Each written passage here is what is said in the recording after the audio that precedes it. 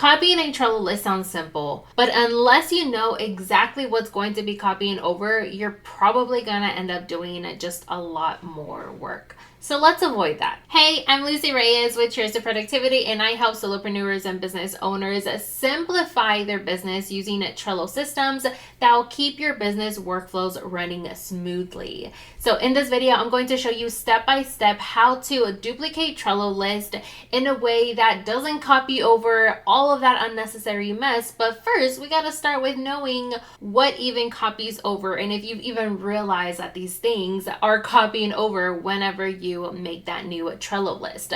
So we're going to talk about some sneaky pitfalls to avoid so that way you don't carry old clutter into new projects. And if you want even more of my Trello shortcuts, I put together a free guide with 9 of my favorite time-saving hacks, the exact ones I use in my business every single day to save me so much time.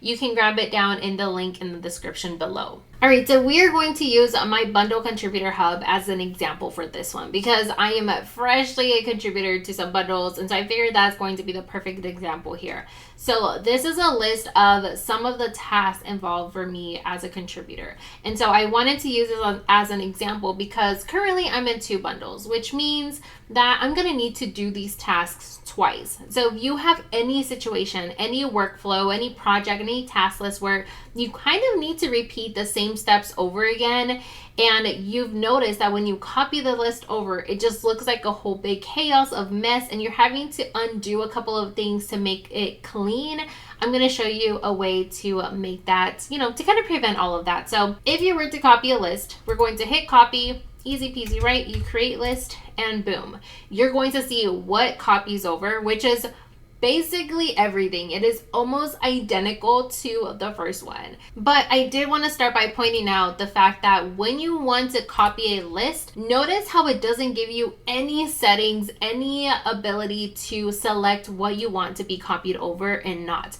So it just gives you the ability to copy the list. Whereas if you were to copy a card over, let's do copy card. It does give you that option. It says, do you want to keep the checklist, the labels, the comments, and you can unselect what you don't want to copy over.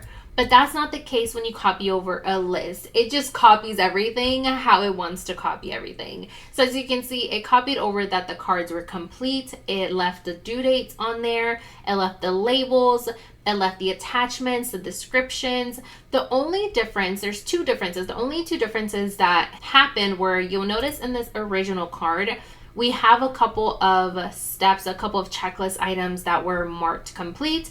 And then there is a comment off here to the side. In this new version, you'll see that the checklist items were unchecked and there's a bunch of clutter added into the comments and activity section, which is super distracting for especially ADHD brains like mine. So it copies over not only the comment from the original card, but then it also tells you that it copied over the comment. And then it doesn't let you delete either one of these. And so that just adds a bunch of unnecessary clutter, especially if this is for an entirely new project or bundle or whatever the case is. So what we're going to do instead is you're going to want to create a clean template sized list that you can then copy that version every single time you need to complete that same project or task. So what we're going to do is we're going to clean up this list. So we're going to start by just unchecking all of this. We're going to remove the due dates. So let's remove these due dates. And then we're going to remove the labels as well. So we're going to remove all these labels. For this one specifically, I'm just going to make a copy of the card. So we're going to make a copy of the card. We're going to remove the labels, remove the comments, and just create a copy. And now I'm going to archive this old card. And let's turn this into more of a template. So date. And let's change the list to make it clear that this is a template. Now I typically move it over to the front of the board. Maybe I'll change the color if you are on a paid plan.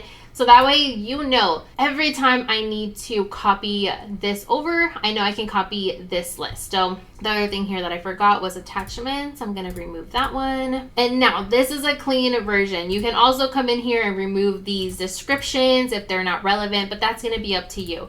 The point is to make a clean version of the task list so that way next time you need to complete that same task or project, now you can copy over a clean version of that list. So we're going to create list.